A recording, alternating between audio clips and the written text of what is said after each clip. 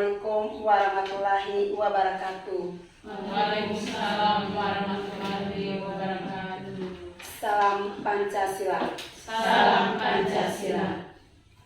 Yang terhormat Ibu Kepala Sekolah SD Negeri Wolowaru 3, yang saya hormati teman-teman, Bapak Ibu guru dan pegawai SD Negeri Wolowaru 3, singkatnya kita semua yang hadir pada kesempatan ini yang saya banggakan.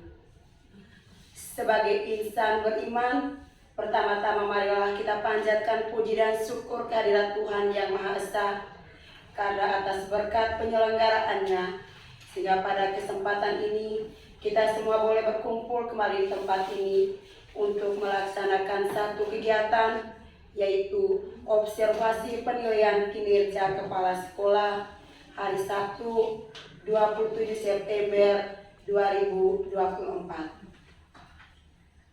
Baik, Bapak Ibu, untuk tidak memperpanjang kata, mari kita awali kegiatan kita hari ini dengan doa. Kepada Ibu Uni, disilakan.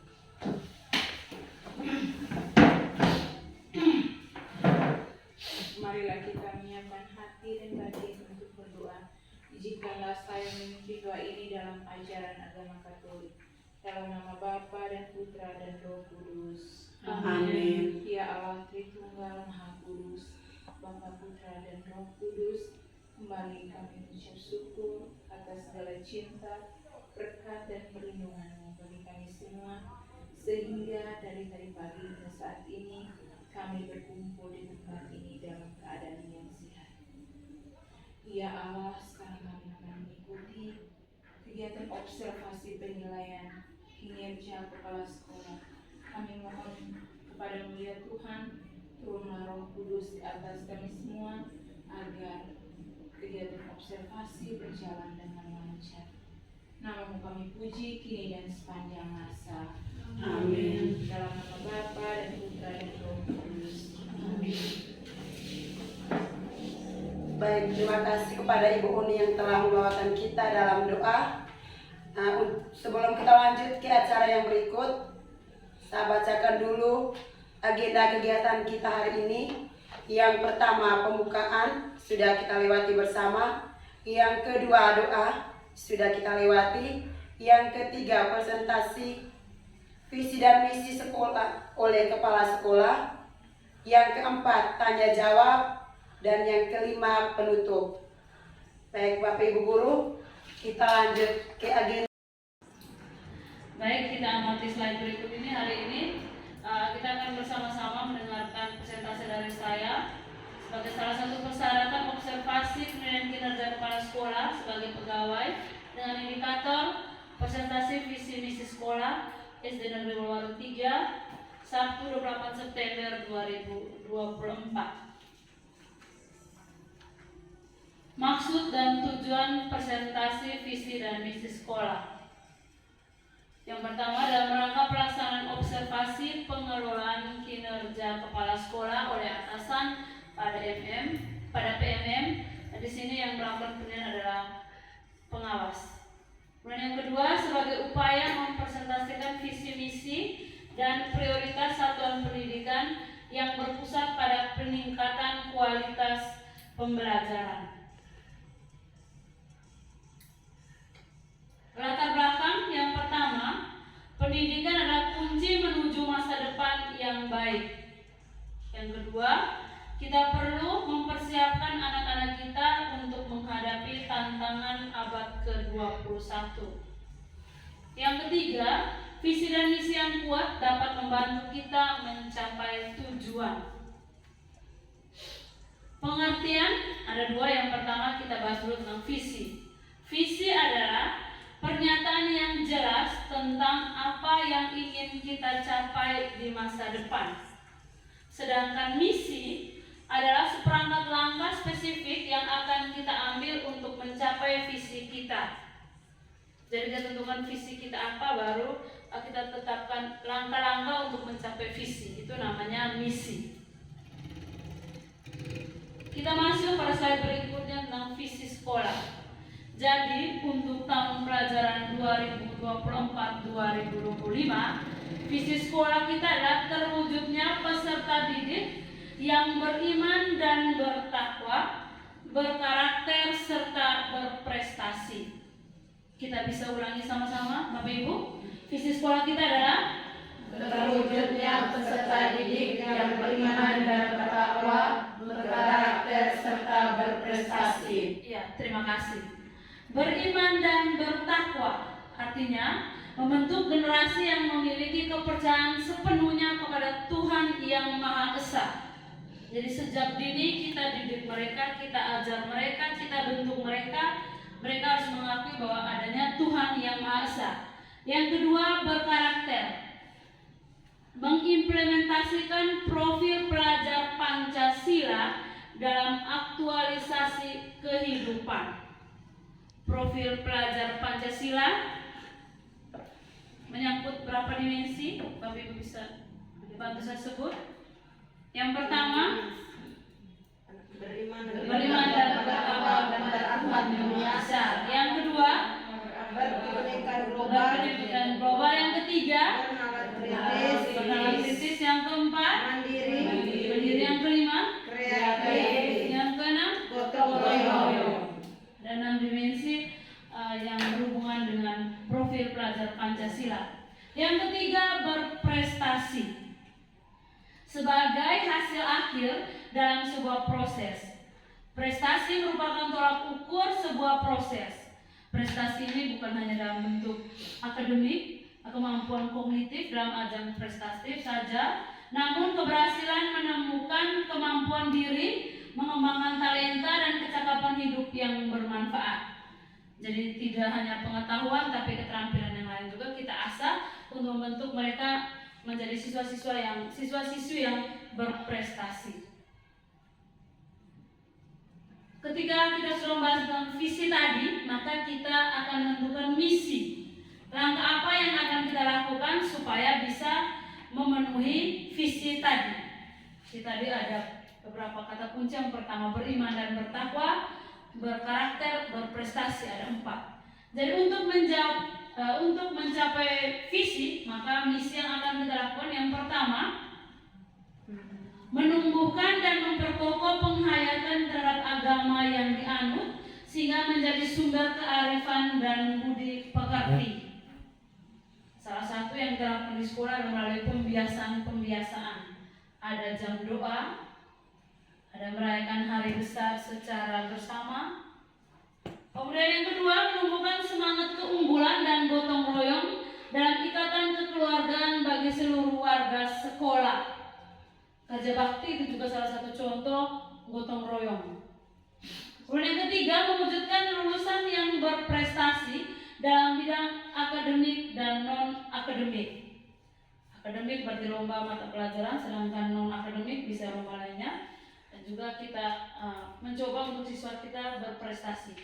Yang keempat, menjadikan sekolah sebagai pengembang dan pelestari budaya daerah serta peduli lingkungan. Sedini mungkin kita harus ajarkan mereka untuk peduli terhadap lingkungan. Untuk pelestarian budaya daerah ini, kemarin baru diterbitkan bahwa hari SK Bupati, PJ Bupati kalau saya tidak salah, berarti hari Selasa itu pembiasaan dengan menggunakan bahasa daerah. Bahasa daerah itu salah satu mungkin untuk melestarikan budaya daerah. Jangan sampai kita lupa pada kita punya budaya daerah. Kemudian strategi pencapaian untuk mencapai misi. Yang pertama, kita menyusun tim penjamin mutu dan tim pengembang kurikulum. Itu sudah kita buat. Yang kedua, melakukan analisis konteks terhadap kondisi dan lingkungan sekolah. Yang ketiga, menyusun rencana kurikulum operasional sekolah dengan melibatkan unsur dinas pendidikan setempat, pengawas pembina, tokoh masyarakat, dan komite sekolah. Yang keempat, melakukan analisis kebutuhan program sekolah, mulai dari kegiatan intrakurikuler, ekstrakurikuler, pelatihan, pengadaan sarana prasarana, kegiatan pendukung, dan lain-lain, untuk mendukung pelaksanaan rencana kurikulum operasional sekolah yang sudah disusun. Yang kelima, menyusun rencana kegiatan dan anggaran sekolah berdasarkan analisis kebutuhan program. Yang keenam, rencana serta instrumen evaluasi, pendampingan, pengembangan dengan melibatkan berbagai sisi, guru, tenaga kependidikan, pelajar, orang tua, dan komite sekolah. Evaluasi pendampingan kemarin kita sudah lakukan evaluasi di sekolah dengan melibatkan beberapa komponen, baik pendidik, tenaga kependidikan, orang tua, komite maupun siswa. 7. Melaksanakan kurikulum operasional sekolah dengan evaluasi harian 1 bulan, 1 semester, dan 1 tahun. Harian, bulanan, semester 6 bulan 1 kali, dan per tahun berarti 2 semester. 8. Melaksanakan program perbaikan berdasarkan prioritas 1 bulanan, 1 semester, dan 1 tahun.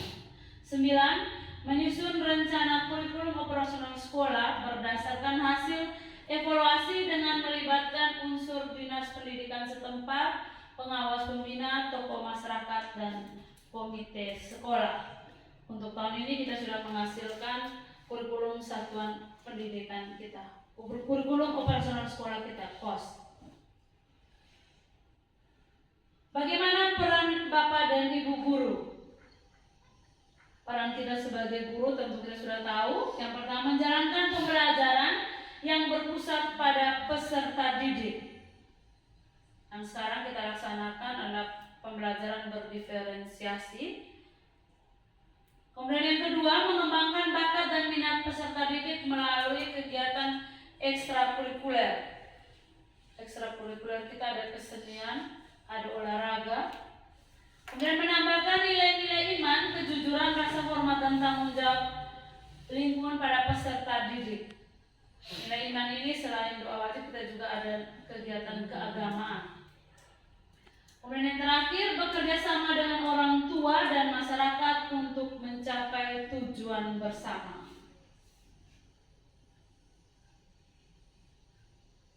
Selanjutnya, apa yang akan kita lakukan? Kita bisa melakukan diskusi. Yang pertama, apa harapan Bapak Ibu guru dan orang tua atau wali murid terhadap SD nomor 3? Yang kedua, bagaimana kita dapat meningkatkan kerjasama antar sekolah, keluarga, dan masyarakat? Yang ketiga, apa ide-ide kreatif untuk mewujudkan visi misi SDN Wolowaru 3? Penutup komitmen kita bersama. Yang pertama, SD Negeri Wolowaru 3 berkomitmen mewujudkan visi dan misi. Yang kedua, Bapak Ibu guru diharapkan dapat mendukung dan bekerja sama. Yang ketiga, bersama-sama kita dapat membangun generasi penerus bangsa yang beriman, bahagia, dan berprestasi. Sekian dari saya, terima kasih atas perhatian. Baik, terima kasih kepada Ibu Kepala Sekolah yang telah mempresentasikan visi dan misi sekolah tahun 2024-2025. Bapak Ibu, kita sudah dengar bersama tadi visi misi sekolah yang dipaparkan oleh Ibu Kepala Sekolah. Sekarang kita lanjut yang berikut, sesi tanya jawab. Jadi pada kesempatan ini saya berikan kepada 2 guru untuk memberikan pertanyaan seputar visi dan misi sekolah. Waktu saya persilakan. Baik, terima kasih atas kesempatan yang diberikan.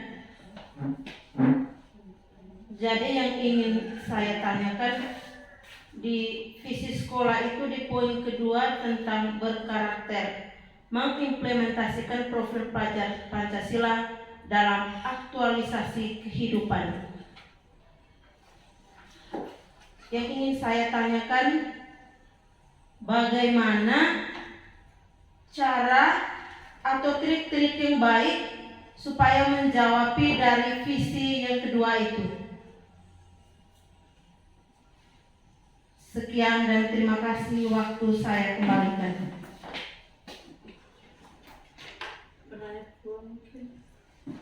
Penanya kedua.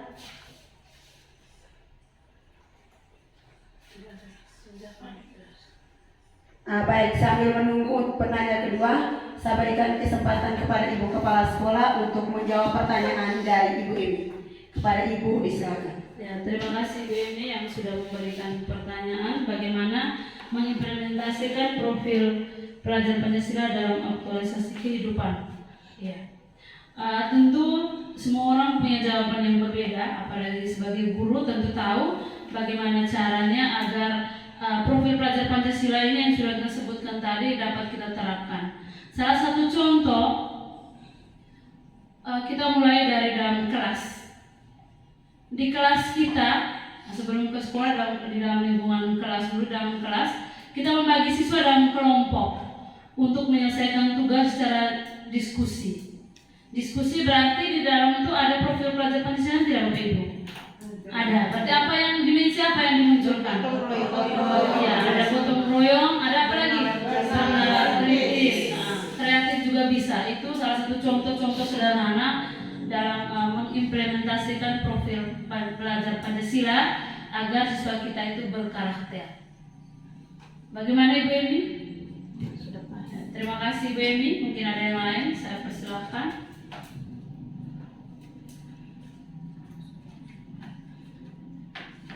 Kepada Ibu Emi, silakan Bu.